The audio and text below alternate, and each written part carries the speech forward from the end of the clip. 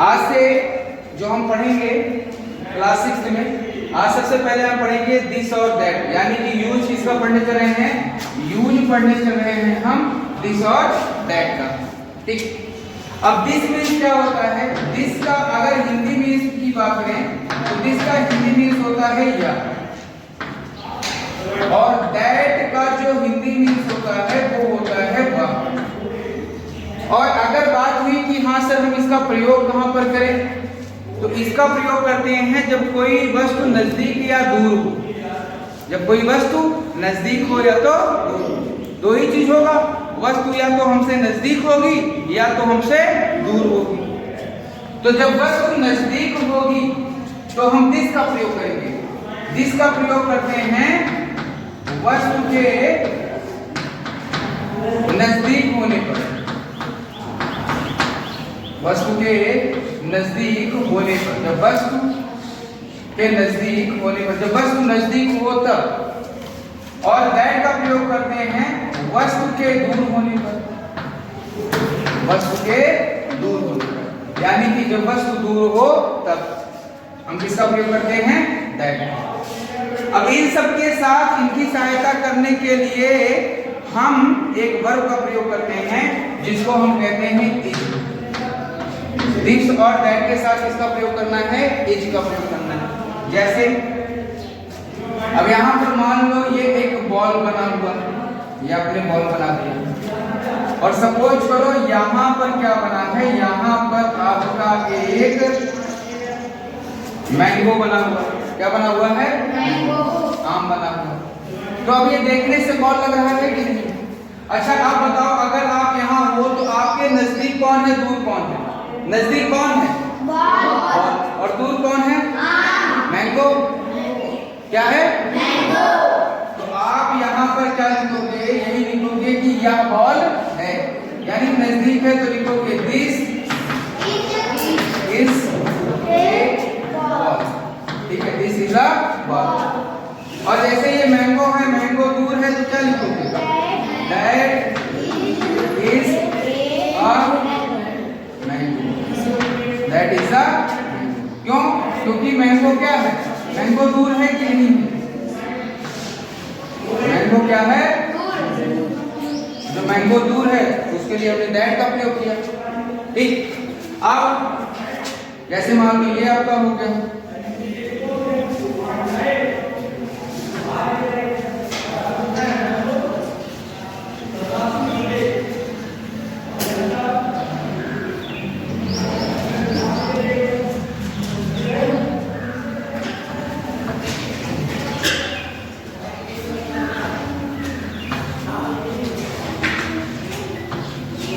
ये आपको क्या दिख रहा है, बैट। क्या दिख रहा है, नजदीक है ना, तो इसको क्या लिखोगे, this is a bat, this is a bat.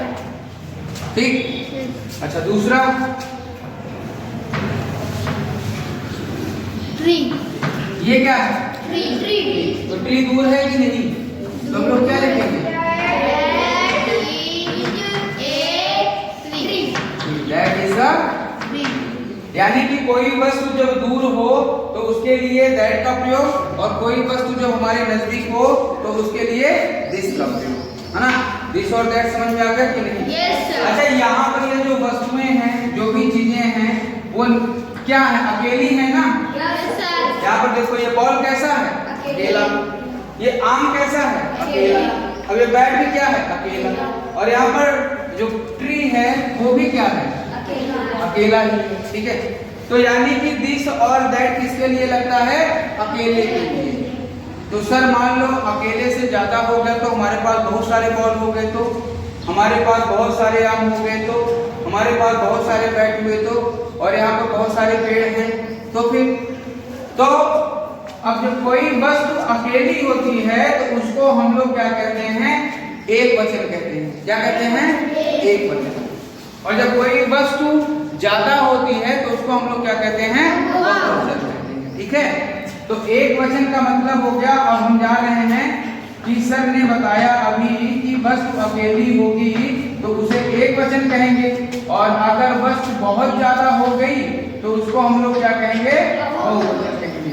तो सर एक वचन और बहुवचन को इंग्लिश में क्या कहते हैं? तो इंग्लिश में एक वचन को हम लोग कहते हैं सिंगुलर नंबर, सिंगुलर नंबर,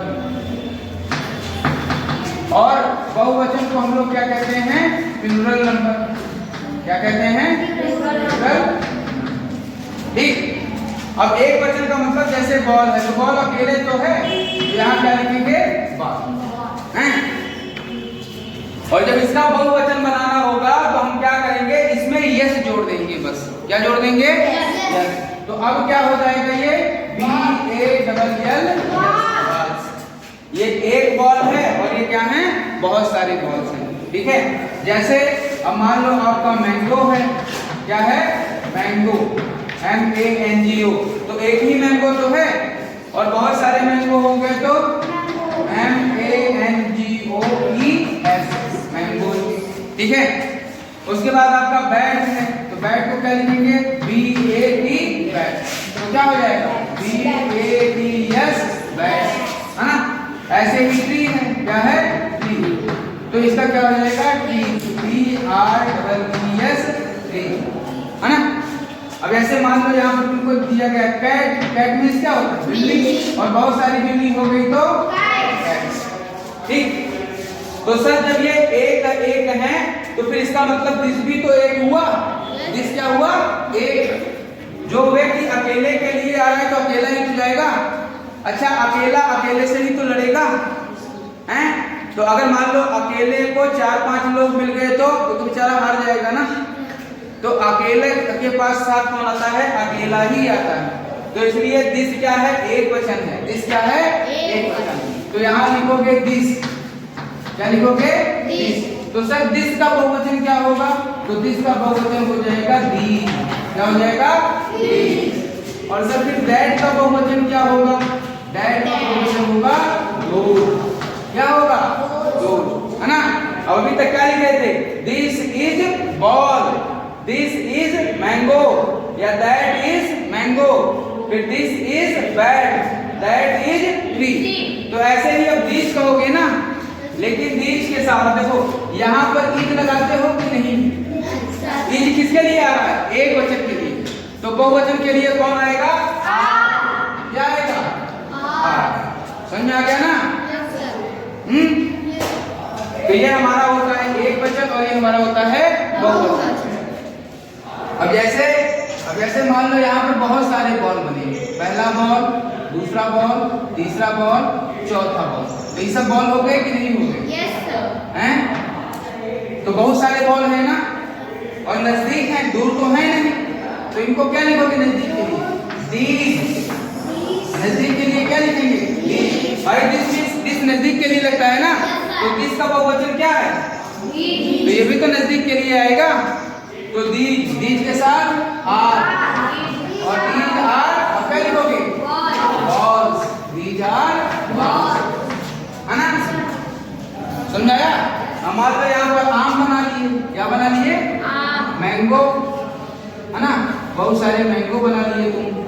ठीक है, बोलने लगे सर अब आम का सीजन आ रहा है, अब बहुत सारा आम खाएंगे, है ना? यही तो कहोगे। तो यहाँ आम बना भी दे रहे हैं, अब ये तो खा नहीं सकते। तो क्या हो गए? मैंगो हो गए कि नहीं? लेकिन ये मैंगो क्या है? दूर है कि नहीं? तो क्या लिखोगे?